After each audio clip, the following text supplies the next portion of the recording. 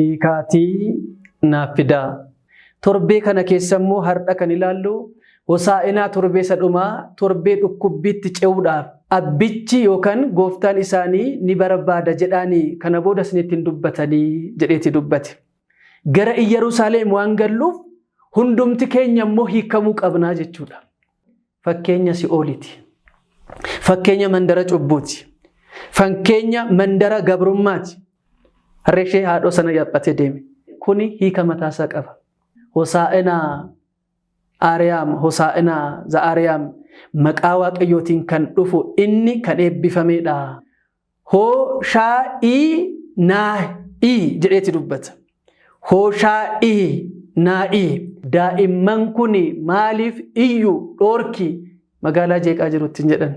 Kana booddee hundumtuu kaan isaanii uffata isaanii baafatanii, kaan isaanii meexii qabatanii, kaan isaanii waan qaban hundumaa baala mukaarraati isa kichuu ta'e kutaniiti isa jala afanii lafan deemtutti jedhan. Har'a mana qulqullummaa keessa gabaa baay'ee jira. Marti isaanii hiika mataa isaanii danda'e qabu. Baala meexii kaasuu dandeenyaadha, zambaabaa hidhanna. Hiikaatii naaf fidaa.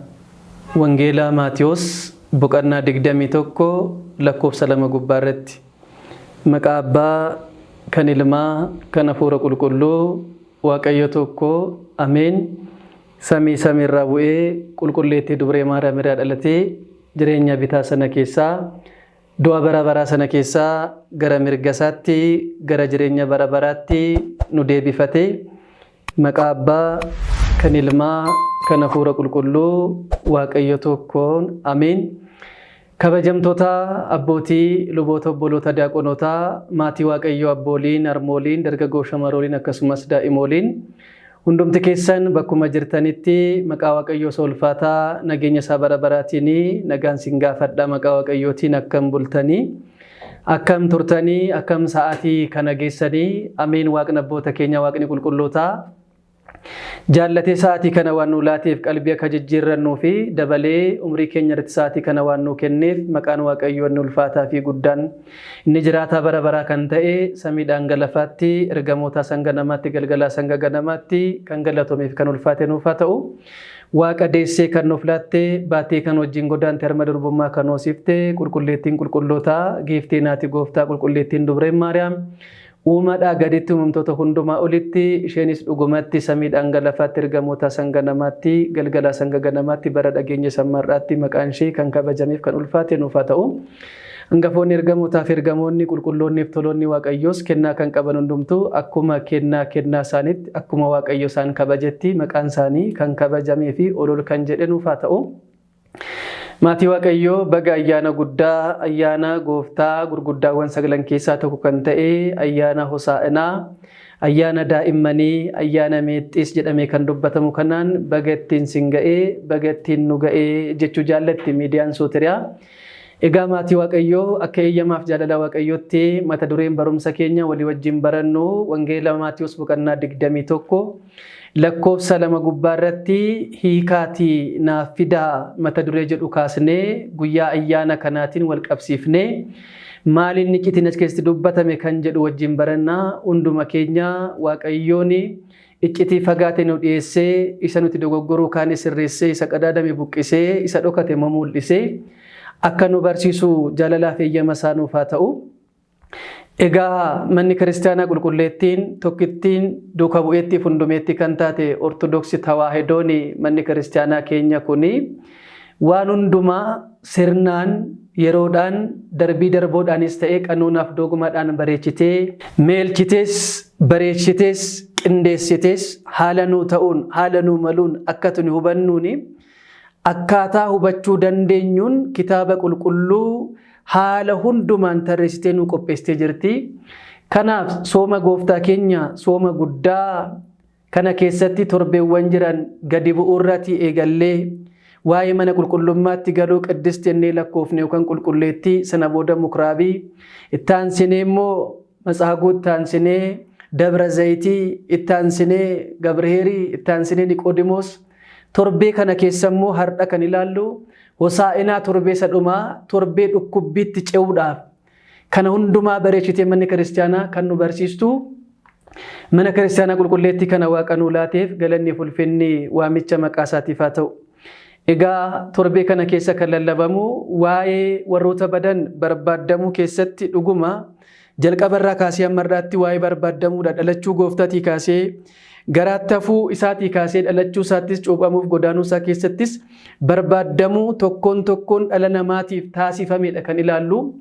Caalatti immoo torbee kana qulqulluun Daawitis akkuma dubbate Waaqayyos akkuma nutti hime kitaaba qulqulluu irrattis akkuma barreeffame Wangeelli Maatiyos boqonnaan 21 lakkoofsa 1 kaasnee gaafa dubbisnu gooftaan keenya Iyyasuus Kiristoos gara Yerusaalemitti dhiyaatee yeroo turetti iddoo Dabra Zayitii irraatii gara Beetafaagee bakka jedhamutti bartoota isaa keessatti 2 ergeet bakka sanattis fuuldura keessan mandara achi jirtu sana keessatti haadhoon harree ilmoo ishee wajjin hidhamtee jirti dhaqaatii hiikaatii naa fidaa koottaa maaliif hiiktuu jedhanii namni sin gaafatu yoo jiraate abbichi yookaan gooftaan isaanii ni barbaada jedhaanii kana booda isinitti dubbatanii jedheeti dubbate.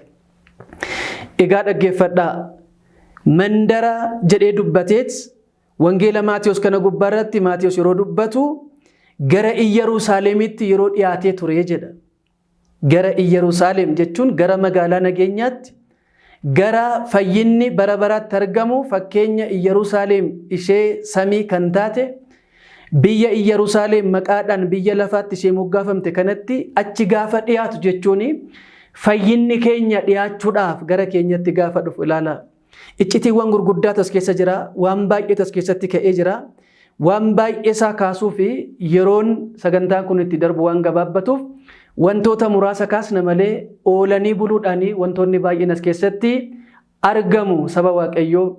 Egaa gara Yerusaalemitti erga dhiyaate booddee jechuun kan dhiyaate eenyudha gaafa jennu foon namaa uffatee kan dhufe gooftaa keenya fayyisaa keenya qoricha keenya Iyyasuus Kiristoos gara Yerusaalemitti yeroo dhiyaatee turettis tulluu Dabra Zayit jedhamee dubbatame yookaan tulluu ejersaa kana gubbaarratti ilaala gara Yerusaalemitti dhiyaanna gara biyya nageenyaatti dhiyaanna gara addunyaa fayyina argamsiistu sanatti dhiyaanna gara addunyaan dabarree sanatti kan dhiyaannu tulluu ishee ejersaa yookaan Dabra Zayititti dhufaatiin gooftaa bakka itti himame sana immoo arginaa jechuudha.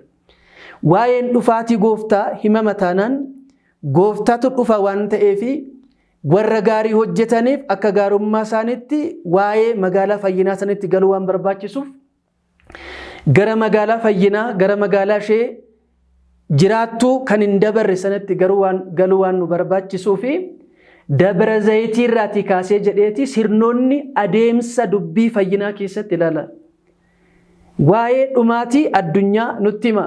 Waa'een Dabra Zayitii gaafa baranne tulluun ejersaa gaafa baranne deebi'ee dhufuu Kiristoos eessatti nu galchuudhaaf iddoo ishee jaalatamtuu fi ishee jiraattuu kan hin banne bara baraan dhaallee kan jiraannu Yerusaalem ishee samii sanatti nu galchuu waan barbaaduuf gara Yerusaalemitti dhiyaatee waan tureefis jedhamee dubbatame. Waa'ee tulluu ejersaa kanas kaaseet barri dhumaatii gaafa ga'u gara Yerusaalem waan galluuf hundumti keenya immoo hiikamuu qabnaa jechuudha.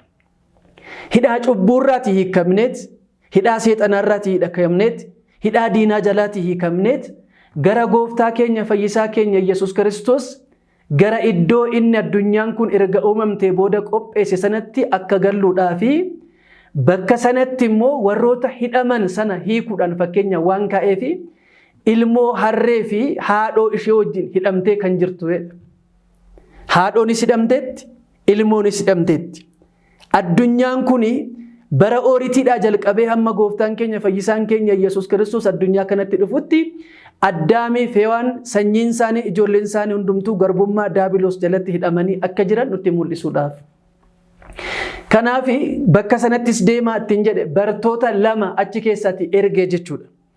Bartoonni lamaan kun barattoota tokko barataa qulqulluu cuuphaa Yohaannis isa akka ooritiitti lakkaa'amu keessaa fi barataa isa bara kakooratti yookaan immoo kakooradhaan fakkeeffamu kan gooftaa keenya Iyyasuus Kiristoos kan ta'e keessaa tokkoon isaanii achiitii kan dhufe Yohaannis irraa kan dhufee fi ofii isaatti immoo gara ofiitti kan waame lamaan kanaanii gara mandara sanaa deemaa jedhe. Mandaritti maqaan dhoofne. Beetafaagee bakka jedhamtu fuulduratti bakka argamtu yeroo achi ga'anis ilaala bakka sanattis deemtanii gara mandaritti yookaan immoo gara ganda sanaa deemaatii hidhamanii kan jirani isaan sana bakka hidhamaniiti hiikanaa fidaa koottattiin jedhe. Amma kan erge eenyudha? Gooftaa keenya, fayyisaa keenya, qoricha keenya, waaqa keenya Iyyesuus Kiristoosidha kan erge. Maaliif erguun barbaachise? Maaliifis ergaman gaafa jedhu kan hidhaman akka hiikaniif. Manni kiristaanaa ortodoksiin, qulqulleettiin, duuka bu'eettiin, hundumeetti kan taate kun kan isheen barsiistu barumsa Waaqayyoo, barumsa Sillaasee, barumsa Waaqa Abbaa Ilmaa Hafuura Qulqulluu sirna samiirraatii kenname aangoo hiikuu fi hidhuu lubootaaf kan kenne Waaqayyo akka ta'e nutti himuudhaa fi ganda sanattis deemaa jedhame. Gandichi maqaan dhaamuunsaa fakkeenyi ganda yookaan mandara jedhame sana fakkeenya Si'ooliti. Fakkeenya mandara cubbuuti. Fakkeenya mandara gabrummaati. Gabrummaa cubbuu sana keessaati hiikanii akka fidaniif kan ergaman duuka buutota gooftaa keenya fayyisaa keenya Iyyesuus Kiristoos kan ta'an fakkeenya lubootaan kennamee aangoon hidhuu fi hiikuu. Wangeeluma kana gubbaarratti boqonnaa 16:18 irratti kan isin lafarratti hiiktan samiirratti kan hiikame ta'a. Kan isin lafarratti hiitan samiirrattis kan hidhame ta'a. Biyya lafaatti hiitanii cubbuu isaarraa deebi'uu yoo baata ta'e biyya samii sanattis akkuma asii hidhametti achittis ol ergamee achittis hidhamee jiraata. Kana kan dubbatu eenyudha? Gooftaa keenya fayyisaa keenya Iyyesuus Kiristoos waaqa keenya qoricha keenya kan ta'edha. Kanaaf aangoo luboota kanaaf eegalaa ta'e booddee dhaqaatii hiikaatii fidaanaa koottaa kan ittiin jedhe warroota hidhaman hidhaa cubbuutiin, hidhaa hammeenyaatiin, hidhaa badiiwwan Waaqayyoorraa nama fageessuun warroota hidhaman hundumaa hiikuudhaaf aangoo laatee kan isaanii geggeessee addunyaa kanatti isaaniin akka deemaniin erge fayyisaa keenya qoricha keenya Iyyesuus Kiristoos Waaqayyoodha. Yeroo kanatti sittiin jedhe maaliif hiiktan jedhamtanii yoo gaafatamtan ilaala bara keenya kanattis aangoo kana eenyu sinii kenne? Aangoo hidhuu fi hiikuu, aangoo cubbuurraatii bilisa baasu eenyutu siniif kenne jedhamtanii yoo gaafatamtanis gooftichatu nuu kenne jedhaanii isatu barbaada waan ta'eef warroota hidhaa keessatii ba'anii gara gooftaa isaaniitti akka dhufaniif kan gooftaadha waan ta'aniif kaniite ati cubbuudhaan kaniitee jirtu yakkaan sagaagalummaadhaan cubbuuwwan garagaraatiin hiitee kan jirtu diina daabiloos waan taateef gooftichaaf deebisuu qabna jedhanii akka hiikanii dhufanii fi dhaqaatii gaafadhaa yoo sin gaafatan kan gooftichatu barbaadattiin jettuun ittiin jedhan. Yeroo kanattis dhaqanii akkasumatti harree ilmoo ishee wajjin hidhamtee jirtu argan dhaqanii yeroo hiikan maaliif hiiktu ittiin jennaan gooftichi isaan barbaada jedhanii deebisan.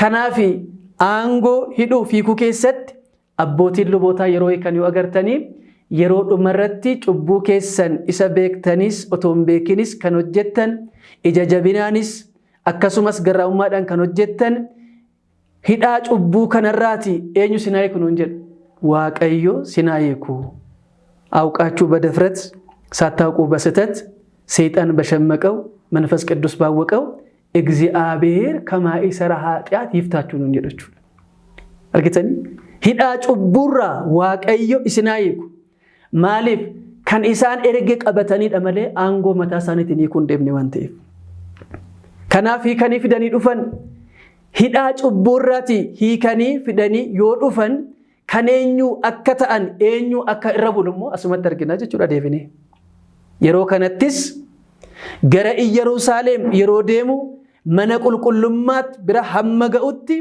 harree ishee haadhoo taate sana yaabbatee akka deeme abbootiin hiikaan nutti mul'ala.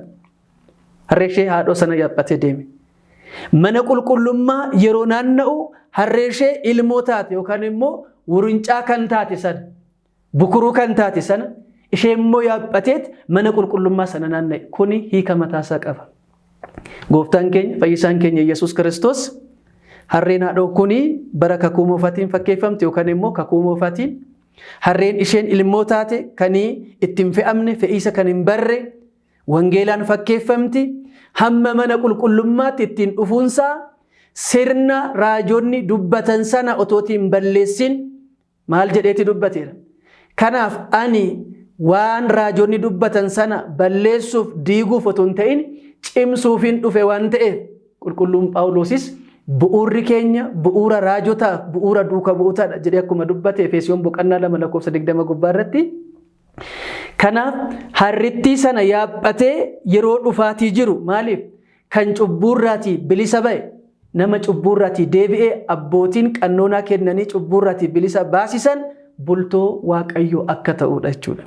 Waaqayyootu irra bula. Kanaaf balbala laphee kee nan rukuta karaa kamiin karaa lubootaatiin. Tole jettee naabantee cubbuurraatii hiikamtee kan koo yoo taate gara keettis olan seenaa ana wajjinis irbaata nyaattaa anis wajjinan irbaata koo nyaadhaa jedheeti dubbatame mul'ata Yohaannis boqonnaa 3:18-20 irratti yeroo dubbisnu jechuudha.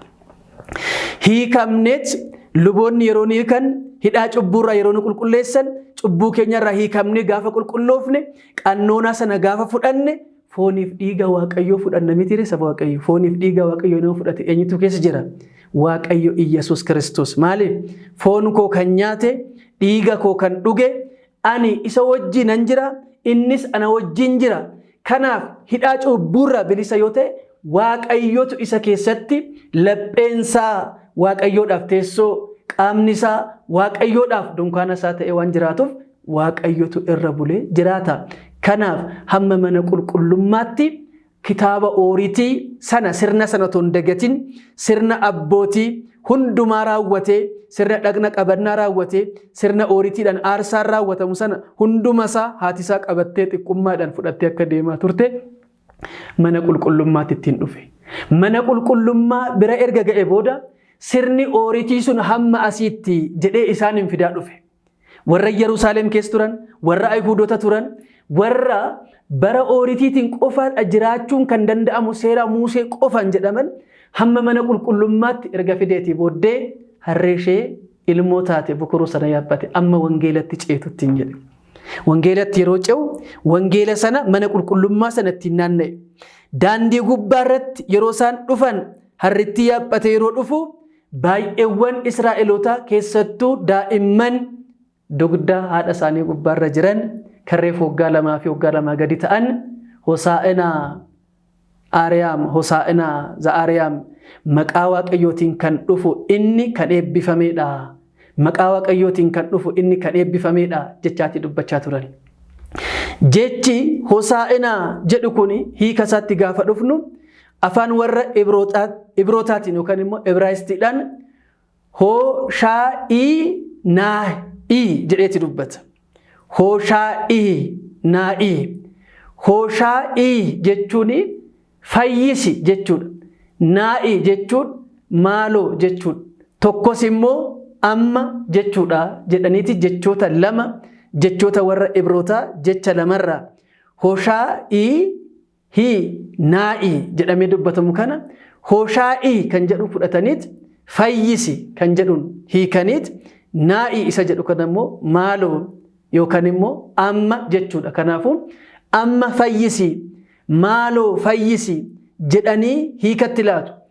Amma fayyisuu kan danda'u maaloo jedhamees himatamuudhaaf yookaan immoo kadhatamuu kan danda'u fayyisaa addunyaa kan ta'e gooftaa fayyisaa qulqulluu kan ta'e maaliif qulqulloota kan ta'an daa'imman kun hammeenya kan hin qabne jedhe qulqulluun Phexros.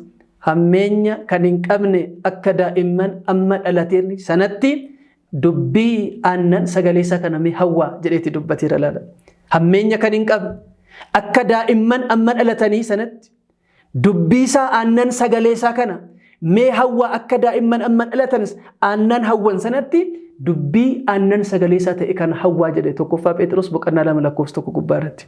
Dubbii sagalee isaa akka aannan ta'e kan akka daa'imman amma dhalatan.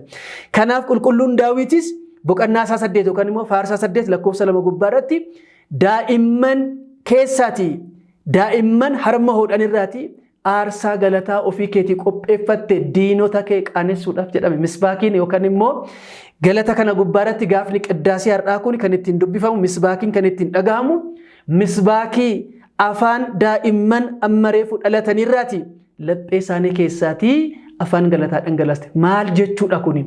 Daa'imman kun qulqulluu akkuma ta'an isinis cubbuurraa hiikamtanii yoo qulqullooftan akka daa'imman kanaa yoo ta'uu baattan maaliin taatan jedhame? Mootummaa Waaqayyootti hin galtan jedhame. Akka daa'imman kanaa. Kanaatiif warroonni gurguddoota ofiin jedhan waa'ee qalbii jijjiirrachuutiif yoo guyyaa tokko yaadanii kan hin beekne warri Fariisotaa, hangafoota lubootaa kan jedhaman kan bara ooritii daa'imman kun maaliif iyyuu dhoorki magaalaa jeeqaa jirutti hin jedhan. Magaalaa jeeqaa jiru maal jedhanii? Amma fayyis jedhanii isaan qulqulloota ta'anii warroota fayyuu barbaadaniif isaaniif otoo kadhachaa jiranii magaalaa jeeqaa jiran. Isaan irra bulee magaalaa jeeqaa jiran jedhee kan dubbatu eenyudha? Seexana Daabiloos nuti akka hidhamuun barbaanne. Har'as manni kiristaanaa Ortodoksiin Tawaahidoon sirna samii biyya lafaatti mana kiristaanaa mana qulqullummaa keessatti sirna maahileetii sirna sa'ataatii faaruuf yeedaloon ishee hundumtuu biyya samiirraa yeroo ta'u namoonni tokko kan jeeqaman jiran maal waan ta'aniif hidhaa cubbuurraa waan hin hiikamneef gara lubaatti dhiyaachuu waan hin barbaanneef Waaqayyoon arguu waan hin barbaanneef jeequmsa jedhanii iyya kan itti fakkaatu dubbiin sagalee Waaqayyoo jira. Waaqayyo garuu akkasittiin jedhe akkas jedhamee akka barreeffame beektanii jedheeti dubbate.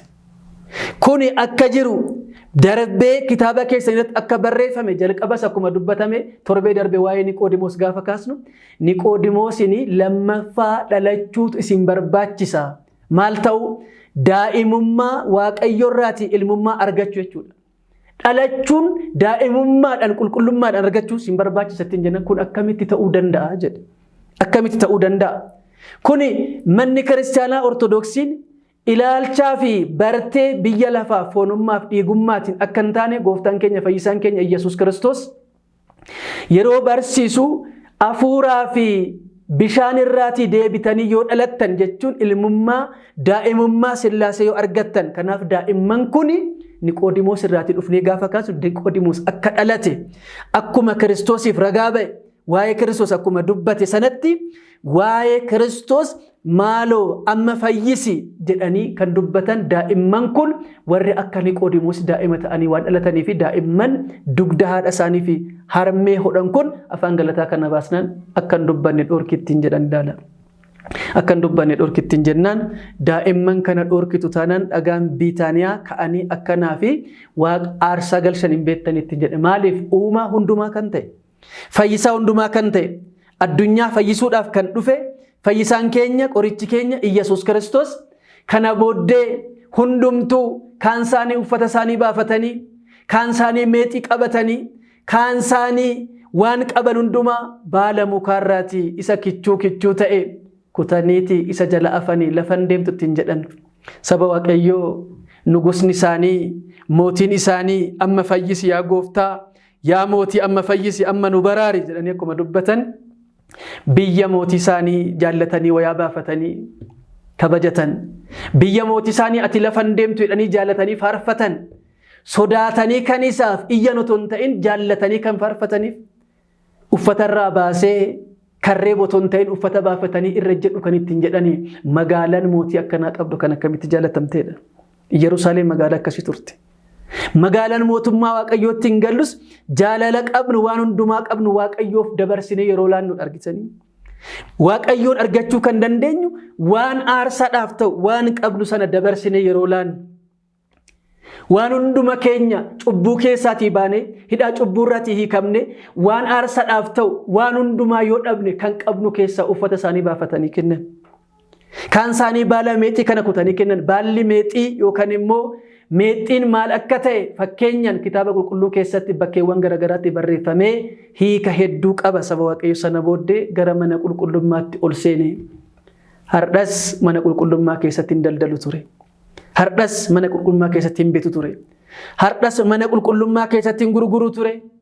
Kaayyoon mana qulqullummaa, kaayyoon mana Waaqayyoo akkuma inni dubbate sana booda gabataa isaanii jalaatii kunfise. Isaanis ari'eetii baase kan gurguran horii isaanii achi keessatti yaase warroota dhukkubsatan garuu hunduma isaanii fayyise jedha. Warroota dhukkubsatan maal godhe hin fayyise, warroota jaamaan agarsiise, warra du'an hin kaase, warra goophan hin diriirse, warra naafan meelchee isaan kaase. Maalittiin jedhe manni koo mana kadhannaati malee isini galma yakkitootaa galma yakkamtootaa taasistaniittu ittiin jedhee lammaffaa deebi'eeti dubbatee qulqullaa'aa yoo qulqullaa'uu baattan hidhaa cubbuu kanaan akkuma hidhamtanitti balbala ibiddaa sanaan galtanii ibiddaa seexanaaf qophaa'e sanatti gatamuudhaaf jirtu ittiin jedhe. Egaa dhaggeeffadhaa. Hidhaa manni qulqullummaa Waaqayyoo manni Waaqayyoo dhiiga isaatiin hundeesse bara ooritii keessatti fidee wangeelatti nu ceesise kan Kiristoos kan ittiin nu taasise kan Waaqayyoo taanee isa wajjin baanee isa bakka kufnee kaanee kan Waaqayyoo taanee akka jiraannuuf mana qulqullummaa keessatti wantoonni gurguramaniif wantoonni bitaman gabaan jiraachuu akka hin qabne har'a gabaa jira mana qulqullummaa keessa. Bara 2000 darbee Kiristoos erga barsiise booda har'a mana qulqullummaa keessa gabaa baay'ee jira. Kuni dubbii sagalee Waaqayyooti. Yaa abbootaa deebinee of ilaallu, tajaajiltoonni deebinee of ilaallu, itti gaafatamtoonni mana Waaqayyoo taanee jirru maal hojjechaa akka jiru deebinee akka of ilaalluuf har'as amanaan gurguramaa jira. Har'as aangoon Waaqayyoo kana fudhuutu ittiin hojjedhu gatii malee fudhattanii gatii malee laadhaa ittiin jedhame aangoon Waaqayyoo hidhaa cubburraa ittiin hiikamu namni har'a gaabbii galuudhaaf malaamaltummaa kaffala. Qarshii laata. Lafa awwaalaa bituudhaaf qarshii laata. Waldaa tokkotti galee sabakaa gubaa'ee keessa jiraachuudhaaf tajaajilaa ta'uudhaaf hunduma isaaf bittaa gurgurtaa baay'ee jira. Kana booddee warri Yerusaalem bara gooftaan keenya Iyyesuus Kiristoos mana qulqullummaa seenee qulqulleesse carraa qabu saba Waaqayyoo. Carraa qabu san Kiristoos yeroo fannifame waan godhaniin beekanii yaa abbaa koo dhiifama godhiif jedheeti bilisa nu baasuu danda'a. Kana booddee garuu warri har'a gurguraaf bitaa jirru garuu dhiifama hin qabnu. Maaliif deebi'ee yeroo dhufu yeroo sanatti dhiifama godhiif kan jedhamu hin jiru. Kanaaf gara ibidda bara baraatti galuu ta'a. Kanaaf guyyaa guyyaadhaan dubbiin sagalee Waaqayyoo lallabama. Sana booda erga qulqulleesseetii booddee fakkeenyawwan gurguddaa ayyaana kana keessatti ka'an waa'ee baala meexxii yeroo kaasnu, waa'ee faarfannaa daa'immanii yeroo kaasnu, waa'ee mana qulqullummaatti dhufee wantoota hojjete kana yeroo kaasnu marti isaanii hiika mataa isaanii danda'e qabu. Baala meexxii kaasuu dandeenyaadha, zambaabaa hidhanna. Fakkeenyi kun hundumtuu zambaabaan yookaan immoo muka meexxii yeroo argitan mukti meexxii dhuma gubbaarratti qoree qaba saba Waaqayyoo. Qoree qaba jechuun waa'ee rakkina keenya qormaata keenya keessatti rakkannee yeroo kufne yeroo diinaatiin mo'amne diina keenya nu mo'uu kan danda'u fayyisaan keenya qorichi keenya Iyyesuus Kiristoos inni hundumaa danda'u kan nu mo'ate inni lolaa keenya akka ta'e qulqulluun ooritii gubbaarratti akkuma barreeffamee jiru keenya lolaan waaqadha. Waaqni keenya kan nuuf lolu isadha. Kana booddee ittiin jedhe Museen gaafa galaana Eertiraa gubbaarratti galaana diimaa gubbaarratti dhufanii Fara'oon duubaan dhufu ummanni Israa'el gaafa iyyan warra amma argaa jirtan kanatti jedhe bara baraaf deebitanii hin argitanii obsaa Waaqayyoon dhaggeeffadhaa keenya lolaan waaqa ittiin jedhe. Keenya lolaan eenyudha? Waaqayyoodha. Waaqni kun foon uffatee dhufee Fara'ooniin kan fakkeeffamu Daabiloosiin, garaba Eertiraatti kan fakkeeffamu Si'ooliin kan fakkeeffamu keessatti waraanee kuffisee isaan bishaan keessatti akkuma Fara'oonii fi loltoota isaa dhidhimse sana Daabiloosii fi warroota Daabiloos kan ta'an hafuurota moo sana achitti dhidhimsee keenya nu waraanee nu baasee kan isaa kan nu taasise baalli meexxii dhumarratti qoree qabu yookaan immoo fiixee gubbaarratti qoree qabu kuni keenya lolaan waaqadha. Kan nuuf lolu eenyudha? Waaqayyoodha. Kanaaf Waaqayyo qabannee Waaqayyo abdannee Waaqayyo nu wajjin ta'e taanaan gaaddisa du'aa jalas yoon deddeebi'e qulqulluun Daawit Faarsaa 22 gubbaarratti ilaala. Waaqayyo tiksee kooti kan na dhabsiisus hin jiru lafa bakka lalisaa keessatti yookaan marga lalisaa keessa na bobbaasa bishaan jireenyaa keessattis dheebuu koo na baasa. Inni na wajjin taanaan gaaddisa du'aa jalas yoon deeme omaan sodaadha. Gaaddisa du'aa jala duuti gaaddisa qabachuudha. Sodaan qabuutti hin jedhe. Maaliif kannaaf lolu, kannaaf waraanu, kannaaf injifatu isaan suni farda isaaniitiin jedhe qulqulluun Daawit. isaan sun farda isaaniitiin, isaan sun eeboo isaaniitiin, isaan sun xiyyoo isaaniitiin, nuti garuu waaqa keenyaan injifannee olol jenneetis kaanee faarsaa 19 gubbaarratti. Isaan farda isaaniitiin, isaan eeboo isaaniitiin, isaan meeshaa ammayyaa isaaniitiin, nuti garuu waaqa keenyaan hundumaa mo'annee ceenee dabarree kan ittiin mana qulqullummaa keessaan gara Yerusaalem galuu kan dandeenyu baalli meexii kunii kana ibsuudhaaf. Lammaffaa irratti jirma meexii yoo argitan yookaan immoo jirma meexii yoo argitan hamma feetan yoo gubdan ibidda yoo itti qabsiisne hanguma fedhe ibiddi oolee bulee 7 ji'a waggaas haa ta'u ibiddichi nyaatee keesseenuu hin danda'u. Gubbaa irra isaadha kan inni nyaatu. Maal jechuudha? Waaqayyo fooniin dhufus ni qoranna bira geenya inni akkasi ilma Yoosef jedhanii kan ittiin doggoran yoo ta'in alatti iccitiisaa namuu arguu hin danda'u. Waaqayyo waaqummaa isaatiin kan beekee hubatee hin jiru hammannaa isaa keessa kan jiru ilma isaatu waa'ee isaa nuuf seenesse malee jedhe Yohaannis boqonnaa 1:8 gubbaarratti wangeela isaa irratti. Kanaaf saba Waaqayyo keenya lolaan waaqa akka ta'e, keenya lolaan Kiristoos akka ta'e kan nuuf injifatu. Kanaaf waaqa dhiisnee dabbaala barbaaduudhaaf mana qaalluu, mana waa beekaa jennee mana seexana warra seexana waan bira deemuu dhiisnee Waaqayyo Kiristoos hidhaa cubbuurraatii nu baase karaa lubaatiin dhiyaannee gaabbii gallee qalbii jijjiirannee fooniif dhiiga isaa fudhannee diina keenya daabiloosii moo'annee kan Waaqayyo taanee akka inni nurra buluudhaaf jirma meexxii kana gaafa laallu iccitii hin qoratamnee fi biran ga'amneef qulqulleettii dubree Maariyaam irraatii dhalatee gara keenya dhufe galanni isaaf haa ta'u jedha Efreem inni Sooriyaan agartanii. Ilaala harreen tuni ba'aa baatteetti bara baay'ee reebamteetti guyyaa tokkoon galateeffamne hojii hojjettees dadhabdee yoo kuftes hin reebamti ture. Bittaa daabiloos jara yeroo turre saba Waaqayyoo daabiloos waggaa 5,500 guutuu nu barbaadu nu roobee barbaadu nu beelessee barbaadu nu dheebessee hidhaa cubbuu keessatti raaree cubbuu keessatti nu gatee kan ture. Waaqayyo garuu achiiti hiikanaa fidaa erga jedheeti booddee kan isaa gaafa taanu inni gaafa nurra bulu inni waaqa garraamii akkuma ta'e raajichi Isaayyaas boqonnaa 9:9 gubbaarratti yaa mucaa Tsiyoon gammadi mootiin kee jedha agartanii. Mootiin kee inni garraamii ta'e harreef ilmoo isheerra taa'ee gara keetti ni dhufa gammadi ittiin jedhame.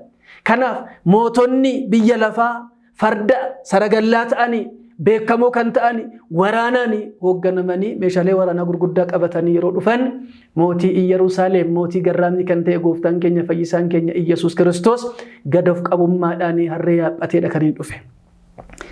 Isaan dadhaban warra cubbuudhaan dadhabe warra cubbuudhaan burkutaa'e warra badee ture sana warra qalbii jijjiiratanii hiikamanii dhufan sana gubbaarra akka bule nutti himuudhaaf yeroo nuti qalbii jijjiirannee cubbuu sagaagalummaa keessa, cubbuu malaammaltummaa keessa, cubbuu hannaa keessa, cubbuu hammeenyaa keessa, cubbuu sanyummaa keessa baanee kan isaa gaafa taanee lubatti mannee gaafa qulqulloofnee fooniif dhiiga isaa fudhannee inni nurra buleedha kan gara Yerusaalem nu fudhatee deemu gartanii. Kanaaf harreen fiigdee deemuu hin dandeessu laala. Fiigdee jalaan baatu ari'amtees hin qabamti fiigdees akkasuma dhaqqabdu. Kanaaf waaqni keenya na barbaannaan ani fagoon jiru kanaaf na argattu nuun jechuu gaafa barbaadu akkuma raajii Ermiyaas boqonnaa 23 gubbaarratti ani waaqa dhiyooti malee waaqa fagooti miti nuun jedhu. Kanaaf maal jedhe barbaada na argattu rukuttaa siniifan bana kanaaf kadhadhaa siniifan kenna waaqni nuun jedhe. Yeroo baay'ee mee saba Waaqayyoo yeroo waan hundumaa hojjennu yeroo gara Waaqayyootti deebi'uu barbaannu sagalee keenya otoo hin kaasin sagalee keenya afaan keessa otoo hin baasin gadi jilbiinfannee mana qulqullummaa duratti gombifamnee otoo maan dubbatin imimmaan keenya dhangalaasne yeroo boonyu Waaqayyo boo'icha keenya dhaga'e jenneet guyyaa keessaa guyyaa tokko ragaa yeroo baanu jirra. Sagalee otoo hin baasin laphee keenya keessaa yeroo boonyu maal jechuudha kun Waaqayyo hammam nutti dhiyoo akka ta'e kan ittiin ibsinu. Waaqayyo hammam nutti dhiyoo akka ta'e hangam akka nu wajjin jiru.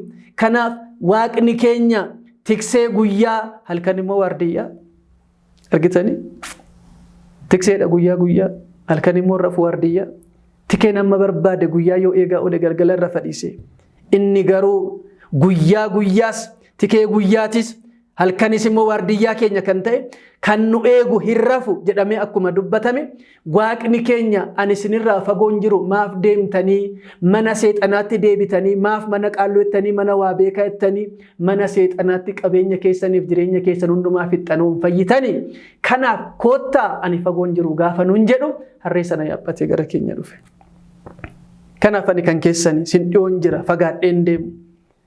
Kanaaf of tuulummaadhaan otoo hin ta'in kuni nagaa gaafa jedhu agartanii harreen gatiin ishees taanaan waan isheen baatu kabajni isheen qabdu xiqqaa akkuma ta'e gatiin ishees akkasuma xiqqaa akkuma ta'e waan gatii xiqqaadhaan argachuu dandeessanitti maaf gatii guddaa baaftanii maaf dadhabdu gatii guddaa baastanii humnaa ol aarsaa kanfaltanii akkas godhii koottu ollaa keettu akkasi godhe hoolaa akkanaa fidii koottu horii akkanaa fidii koottu qarshii akkanaa fidii koottu ollaa kee ballees jedheedha kan inni sitti ergu mana waa beekaa mana qaalluu gaafa dhaqxe mana warra seexana baatan gaafa dhaqxe jechuudha. Dhugaan Kiristoos garuu waan qabdu kanaan gatii xiqqoo kanaatiin koottudha. Dabalee akkasitti dhufuunsaa Waaqayyo hangafa lubootaa kan jedhame phaaphaasotas abbootas lubootas kan inni muudee kan isin qabaachuu qabdan wanti isin qabdan wantoota amantoota gadi ta'an argitanii wantoota mindaan baasa. Maaliif mootummaan Waaqayyoo konkolaataadhaan hin argamu. Mootummaan Waaqayyoo beekamtii biyya lafaatiin hin argamu. Mootummaan Waaqayyoo beekamtii biyya lafaatiin kan bira ga'amu miti. Waan xiqqoo kanaan akka dhufuu dandeessan anarraatii baradhaa gaafa jedhu kuni naga'a jedhe. Farda ibiddaan yaabbanne hin danda'a ture. Kirubeeliin gadi bu'een dhufne hin danda'a ture. Garuu harree yaabbatee dhufuunsaa kuni hin ga'a. Maal jedhe qulqulluun Phaawulos ergaa isaa Xiimotewosiif barreesse isa jalqaba boqonnaa 6 irratti kanan nyaadhuuf kanan dhugu yoon qabaadhe Kiristoos wajjin jiraachuun buufachuu akkamiiti? Kiristoos wajjin kanan qabu naga'a jedhanii Kiristoos wajjin jiraachuun dhugumatti buufachuu akkamiiti? Kan nyaannuuf kan uffannu yoo qabaanne kuni nu ga'a waa tokko qabanneen deemnu warroonni qarshii barbaachaaf mana kiristaanaa keessatti amantoota gurguraa jiran amantaa isaanii keessas ba'anii deebi'anii ofii isaaniitiin of waraananii Waaqayyo irraa adda ba'aniiru. Yaa ilma koo Xiimotewos yaa nama Waaqayyo ati kanarraa fagaadhu ittiin jedhe. Ati kanarraa fagaadhu. Hidhaa cubbuurraa hiikkadhu. Waaqayyoon kadhadhu. Gara isaatti dhiyaadhu. Aarsaa qabdu ishee xiqqoo sana yoo dhabde uffata kee baafadhuuti dhiyeessi kanuma barbaada. Uffata baafachuun kana booddee barri ooritii, barri rakkinaa, barri gidiraa, barri cubbuu barri dullumaa sun hafeera kana ofirraa baasneerra moofaa kanaaf uffata haaraa nutti uwwista kana keenya baafannee dhiisneerra jechuudha argite uffata isaanii baasanii afaa turan.